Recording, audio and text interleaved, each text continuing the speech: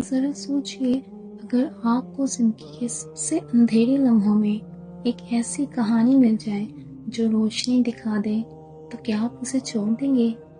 یہ سورہ یوسف قرآن کی سب سے خوبصورت داستان ہے، لیکن یہ صرف ایک کہانی نہیں، یہ صبر، قربانی اور اللہ پر بھروسے کا پیغام ہے۔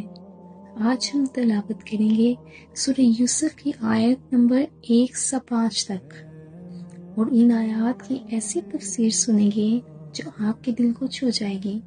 مگر دھیان رہے، یہ آغاز ہے ایک ایسی کہانی کا جس میں آزمائش بھی ہے، جدائی بھی، اور آخر میں کامیابی بھی۔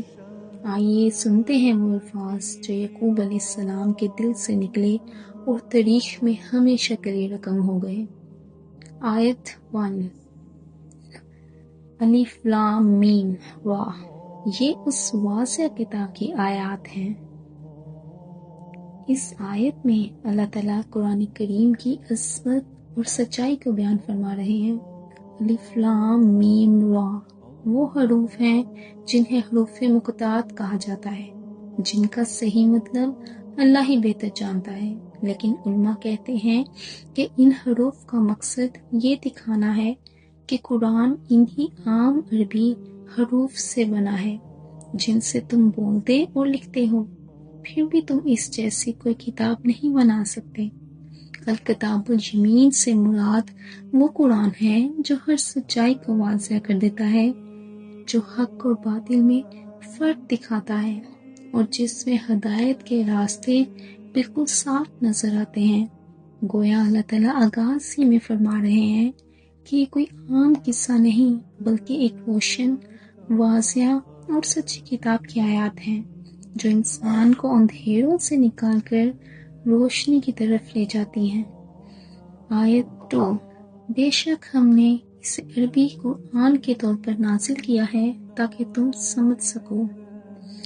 اس آیت میں اللہ تعالیٰ فرماتے ہیں کہ یہ قرآن ہم نے عربی زبان میں نازل کیا ہے تاکہ تم اسے سمجھو اور غور و فکر کرو۔ عربی زبان اس زمانے کی سب سے فصیح، جامع اور بلیغ زبان تھی، جس میں بات کو خوبصورتی اور گہرائی کے ساتھ بیان کیا جا سکتا تھا۔ اللہ تعالیٰ نے اسی زبان میں اپنا پیغام نازل کیا تاکہ لوگ اسے آسانی سے سمجھیں اور اس سے ہدایت حاصل کریں۔ یہ آیت ہمیں یہ بھی یاد دلاتی ہے کہ قرآن صرف پڑھنے کے لیے نہیں، بلکہ سمجھنے اور عمل کرنے کے لیے نازل ہوا ہے۔ جو شخص قرآن کو تدبر اور غور و فکر سے پڑھے گا، وہ اپنی زندگی میں اللہ کی ہدایت کو پائے گا۔ آیت 3، ہم تمہیں سب سے بہترین قصہ سناتے ہیں اس وحی کے ذریعے جو ہم نے تمہاری طرف بھیجی ہے، اور یقیناً تم اس سے پہلے اس واقعے کے جاننے والوں میں سے نہ تھے۔ اس آیت میں اللہ تعالیٰ نبی کریم صلی اللہ علیہ وسلم کو تسلی دیتے ہوئے فرماتے ہیں کہ ہم آپ کو سب سے بہترین اور سچا واقعہ سنا رہے ہیں جو صرف وحی کے ذریعے ہی آپ کو معلوم ہوا۔ نبی کریم صلی اللہ علیہ وسلم کو اس سے پہلے حضرت یوسف علیہ السلام کی زندگی کے حالات اور ان کے خاندان کے قصے کا علم نہیں تھا، لیکن اللہ نے قرآن کے ذریعے یہ مکمل واقعہ آپ پر نازل کیا تاکہ لوگوں کو اس سے سبق، ہدایت اور تسلی ملے۔ آیت 4، یاد کرو جب یوسف نے اپنے والد سے کہا، اے ابا جان، میں نے خواب میں دیکھا کہ 11 ستارے، سورج اور چاند مجھے سجدہ کر رہے ہیں۔ اس آیت میں حضرت یوسف علیہ السلام کا خواب بیان کیا گیا ہے جو ان کی زندگی کے پورے واقعے کی بنیاد بنا۔ انہوں نے اپنے والد حضرت یعقوب علیہ السلام کو بتایا کہ انہوں نے خواب میں 11 ستارے، سورج اور چاند کو اپنے سامنے سجدہ کرتے دیکھا۔